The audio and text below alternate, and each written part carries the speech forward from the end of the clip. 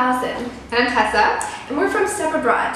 Stepabroad is an organization that helps young Canadians go abroad on working holidays and international internships. We both love traveling. I personally have been to over 40 countries. What about you? Yeah, the same. I've also been to over 40 countries, but I've also been lucky enough to have lived in France and Australia. What about you? Awesome. Yeah, I lived first in New Zealand, I've lived in Austria, and most recently South Korea. Awesome. So today we are really excited to share some of our advice with you. It's some advice that we both wished someone had told us before we went traveling. Number 1, check the weather. Seriously, it's as simple as looking on the internet or on a weather app. So simple, but you'd be surprised how easy it is to forget. I once went on a trip to Costa Rica with my friend. We had this whole itinerary planned out. When we got there, we realized it was rainy season, which means it's raining every single day for months. So our whole trip, we couldn't do any surfing, our hikes were just covered in mud. So had we looked at the weather, we could have realized that other parts of the country were sunny and hot. So seriously, just look at the weather. Yeah, so the same thing actually happened to me. While I was studying abroad in Europe, I did a trip to Egypt and then Turkey. So when we were in Egypt, it was super hot. We were wearing flip-flops all day long. And then when our plane landed in Turkey, it was snowing, and all we had were our sandals. So yeah, we really wish at that point we had checked the weather. Point number 2 is to pack less than you think. There is nothing more annoying than having to haul around your heavy backpack with stuff that you honestly maybe will have worn once in your trip. A good rule of thumb is if you haven't worn that item in the first 3 weeks of your trip, toss it, get rid of it. Something that people kind of get overwhelmed with when they're planning a trip abroad is, oh my gosh, I have to pack for 4 seasons. But the truth is, where you're going has stores. You can always buy stuff where you are, and then that way you can keep your bag lighter. Number 3, don't be too cheap. We get it. You're traveling every day. Once you start backpacking, you might not have a job if you're not doing a working holiday. So you might want to save money where you can. But remember, you only live once. You're probably going to be in this country once in your life. Make the most of it. For example, one time I was going to a different country and had the option to either fly there or take a bus. It was about half the price to take the bus, so I took the bus. Little did I know, the bus ride was 24 hours and it felt like 3 days. The flight would have been 2 hours. The bus had no bathrooms, didn't stop for food. It was horrible. It was excruciating, and at that point I would have paid anything to get on a flight. And to be honest, that $100 extra it would have taken to go on the flight would have been worth it. I would have enjoyed my trip a lot more. I wouldn't have wasted an entire day stuck on a bus. So just always think about that. Just don't be too cheap. I get it, you want to save money, but there's a time to, splurge a little bit. You'll always make money back if you think about it, but there's only, maybe only be once in your life that you're in that country or in that place, so really enjoy the experience. That's why sometimes it's worth to spend the money. Yeah. All right, number 4. Often there's been times when, both of us, I'm sure, have been traveling, and, you want to take home a keepsake from that country. But, okay, maybe if you're too cheap or you're worried about carrying it around, you just kind of walk by and let it go. Well, our tip is to buy that souvenir because for the rest of your life, you're probably going to cherish it because you'll, look at that item and think back on your trip and all those wonderful memories. Okay, my next tip is don't leave somewhere that makes you happy. So if you're traveling for an extended amount of time, you might come across somewhere that you just fall in love with. But you have an itinerary that you want to stick with. So you leave that place and you go to the next place. But nowhere really grabs your heart the way that one place did. And when you look back on your trip, you always talk about that one place that you just had so much fun. If you find yourself in that experience, stay there. Just stay there for a few extra days. You'll appreciate it. For example, when I was in Panama, I found this amazing beach where I went scuba diving and snorkeling, but I only had a few days left on my trip and I really wanted to check out Panama City. So I left this amazing place to go check out Panama City. And then my friend, who had stayed the extra day, came back when he met up with me in Panama City. Turns out he saw whale sharks when he went snorkeling.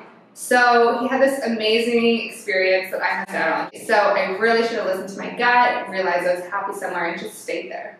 Tip number 6 is don't try and see everything. It's honestly impossible. It's going to make you feel super rushed. One of the great aspects of traveling is just being able to really experience and explore a new country and culture. And if you try and rush through and tick off everything off the Lonely Planet list or your bucket list, whatever, you're probably just going to feel exhausted at the end of it and not have really appreciated that experience. So probably pick a couple of highlights and spend a good amount of time just getting to know a place. Personally, in my travels, the places that I've stayed the longest have been the places I've enjoyed the most because you meet some locals, maybe you find your favorite coffee shop, your favorite restaurant, and those things really stick with you and just make the experience so much more memorable. Yeah, I find if you're only, you have a week and you're in every city for a day, you don't even remember what it was and what city that you saw. They all sort of blend together. Okay, my next tip is to stay in hostels. I don't care how much of a diva you are, even hostels have private rooms, okay? The reason I'm saying to stay in a hostel is resorts are so boring. The second you stay in a hostel, you're going to be surrounded by all these people from all across the world that are also there to travel, have adventures, meet new people, and it's going to be so fun. You're going to meet people like that. Even if you think you're shy, when you're traveling and staying at a hostel, you meet so many people. One time when I was traveling Southeast Asia, we were staying in hostels through the whole time, and we figured we'd treat ourselves to a resort at the end of our trip. So when we finally got to this resort, it was beautiful, but it was so boring. There was no one around, and if there were, they didn't really want to talk to you. It didn't even feel like we were in Asia anymore because we're just in this resort. So we didn't get the cultural experience that we wanted, and after that, I was like, nope, hostels forever. So my best tip is probably to stay in a hostel. Tip number 8 is to be flexible with your travel plans. So if you end up booking out your entire trip, and you've got yourself committed to tours or whatnot, different hotels or hostels, then you're going to have to leave a place maybe sooner than you like. Maybe you won't get to stay somewhere as long as you hoped. Basically, the best way to travel is to kind of have like an open plan so that when you meet people that become your new friends, maybe you guys decide to travel together, or maybe you get somewhere and you absolutely love it and you want to stay there. That way you can. My favorite trip that I have ever taken was down Southeast Asia, and I booked a one-way ticket, and it was the most freeing feeling in the entire world. Yeah. Talking with other travelers, and they would say, "Oh, how long's your trip?" And I said, "I don't know, we'll see what happens." Yeah. It was so amazing. And it's so fun too because you'll meet travelers, and if you don't have a plan, you can say, "Hey, where did you come from? What was amazing?" And they'll be like, "You have to check out this spot." And you're like, "Well, I have no plan, so I'll go check it out." Yeah. Very good tip. Okay, so tip number 9 is travel solo. As a woman especially, you're going to hear people all the time saying, "You're planning to go to that country by yourself. Are you sure? It's dangerous." Don't listen to them. I bet you any of these people that say that haven't actually traveled by themselves. What you will realize traveling solo is how confident you become, how independent you are, and how capable you are of traveling alone. And the other thing is that maybe one day out of a month am I actually ever alone, because if you're staying in hostels, you're going to meet people. So I recommend don't wait for other people to join you. Don't rely on other people's plans. If you want to go somewhere, just go. So that leads into our last tip, number 10, which is don't wait to go traveling. So don't wait for friends to join you or to save up enough money. There's amazing things called working holidays where you can actually earn money and work in jobs while you're traveling. So you don't need to save up for a year, 2, 3 years before you go traveling. You can go now. Once you start traveling, you're probably going to want to do a lot more, and looking back, both of us can agree that we wish we had started traveling sooner. Definitely. I also think when I graduated high school, I just figured I'd go to university. I wasn't even sure what I wanted to take, but that's all I knew. I wish I'd known that you could do a working holiday or an international internship to get your experience and just figure out who you are and what you want to do with your life before committing the next 4 years of your life to school and paying thousands of dollars towards that. Why not just go abroad, experience travel, experience life in a different culture, and then come back more focused and with a better idea of what you want to do with your life.